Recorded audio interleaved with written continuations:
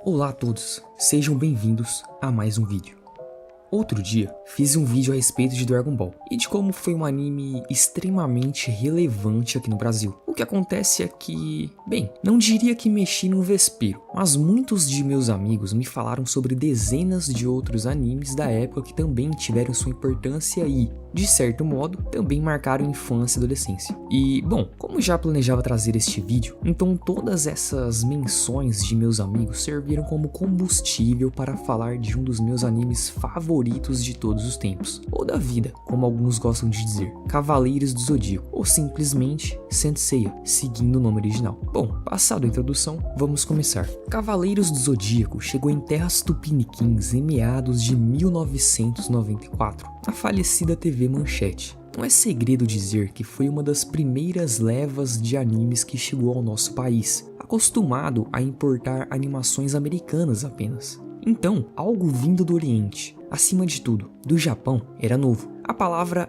anime ainda não era conhecida, embora estivesse em planos de ascensão no conceito popular com a chegada de mais obras japonesas nas telinhas brasileiras. Mas, apesar de o anime ter chegado por aqui em 94, Cavaleiros do Zodíaco, ou Saint Seiya, como já disse, foi lançado no Japão em 11 de outubro de 1986, terminando em 89 com 114 episódios. Episódios esses que foram adaptados do mangá de mesmo nome, escrito e ilustrado por Masami Kurumada e lançado na Shonen Jump. Bom, eu disse adaptação, mas com algumas aspas. Reparem que disse a palavra mangá também, pois bem, acredito que assim como o nome anime, mangá também não era algo tão popular. Viria a ser com o tempo, como vemos hoje. Mas retornando, os pouco mais de 100 episódios adaptaram algumas sagas, tais como Santuário, com uma pequena introdução daquele torneio galáctico, Arco de Asgard,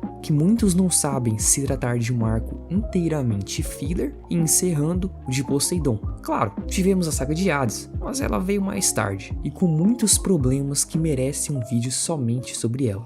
Assim como aconteceu com Dragon Ball, Saint Seiya, além dos episódios principais, também ganhou muitos filmes e episódios especiais, como O Santo Guerreiro, lançado em 1987, A Lenda dos Defensores de Atena, lançado em 1988, Os Guerreiros do Armagedon, lançado em 1989, e o meu favorito, Prólogo do Céu, lançado em 2004. Este com uma pegada mais diferente, madura. Claro que tivemos mais alguns filmes e continuações, como Saint Seiya Omega, Soul of Gold, Lost Canvas, etc. Mas não vou me atentar a falar muito deles para o vídeo não ficar longo demais. O fato é que Cavaleiros marcou não só uma, mas pelo menos umas 2 gerações, e continuará marcando várias outras. E falo 2 pelo seguinte motivo: não sou tão velho assim. Em 94, eu sequer tinha nascido. Então, não, eu não peguei o anime com aquela primeira dublagem ou com aquela abertura meio duvidosa. Assim que o anime saiu da TV Manchete, ele foi reprisado em outros canais, mas desta vez com a abertura Pegasus Fantasy, dublada certinha do original pela voz do nosso caro Edu Falaschi, que aliás, ficou simplesmente sensacional. E a abertura não foi a única a sofrer uma atualização.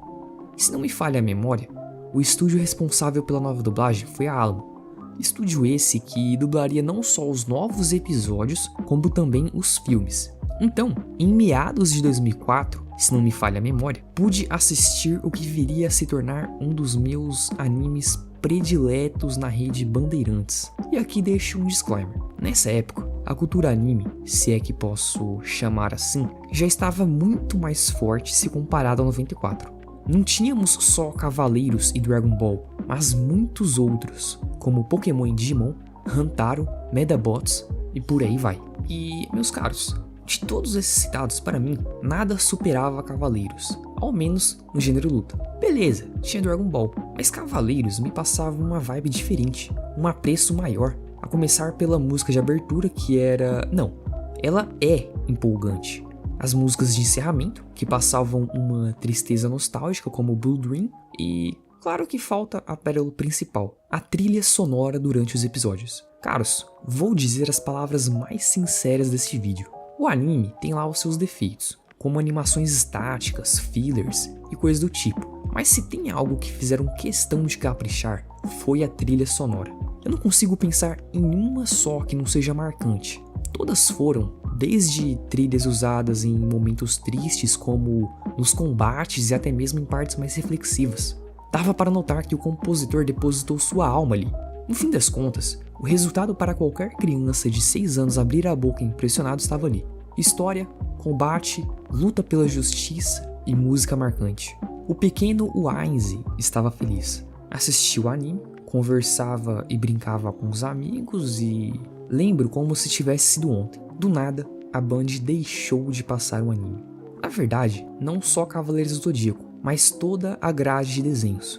Como bom espectador, é claro que fiquei desesperado. Ainda não tinha chegado ao episódio final. Então, o que faria? Infelizmente, na época, se na minha casa pegava 3 canais era muito. Não possuía aparelho DVD ou cassete, então fiquei sem opção. Orava todos os dias para que a querida e cruel Bandeirantes voltasse com sua programação. Mas passei o restante daquele fatídico ano sem um anime. Até que, no final de semana, fui à casa de meu tio. E lá pegava um canal que na minha casa não era comum, Rede TV. E ao sintonizar, mal pude acreditar no que vi. Cavaleiros do Zodíaco. Estava passando um dos primeiros episódios da saga de Asgard, o que Seiya luta contra o guerreiro deus de Thor. O ponto é que ao voltar para casa me entristeci ao ver que não tinha jeito. Não pegava Rede TV e eu voltaria a ficar sem ver o anime. Conforme os anos foram se passando, o anime voltou a passar na Band.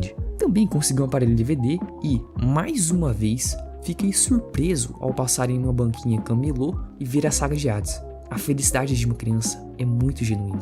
Fiquei mais velho e mesmo com o tempo, vi que Cavaleiros era algo que não morreria tão facilmente assim. Revi a saga clássica pelo menos umas 2 vezes quando tive acesso à rede, revi a saga de Hades e voltei a me empolgar ao descobrir a existência de The Lost Canvas e a me entristecer ao saber da existência do Ômega.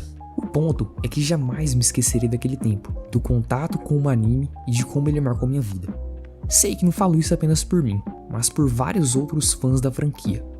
Espero poder fazer outros vídeos sobre Cavaleiros do Zodíaco. Obrigado pela atenção e desejo a todos uma boa semana.